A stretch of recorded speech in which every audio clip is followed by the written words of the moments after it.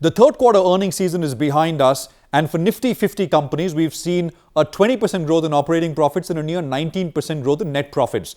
The crucial question, though, is what has happened to FY21 and FY23 earnings expectations? Because that will determine earnings forecasts, and if they're rising, that will leave room in terms of upside for stocks. Have we seen that? That's the question. Let's get down straight to it. So let's have the first sort of graph for Nifty FY22 earnings expectations.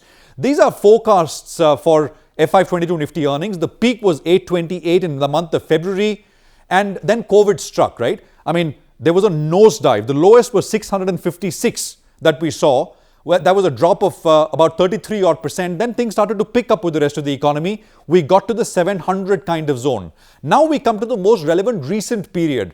Right before the third quarter earnings season started in December, the earnings forecast stood at 694 for FY22.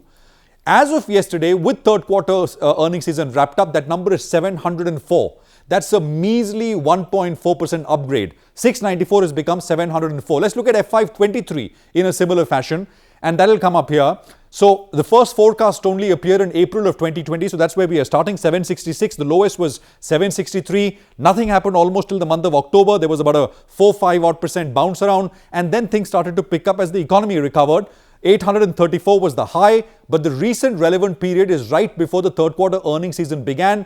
That number was 815 as of the end of December. A month and a half later, with Q3 wrapped up, we are at 829. That is again, what, 1.7% higher, 1.7% upgrade to 23 earnings. Let's put both these things together, and as you can see, the numbers are absolutely flat. There hasn't been any meaningful upgrade to 22 or 23 numbers. What do forecasts look like? Consensus for 22 and 23. The table will come up here.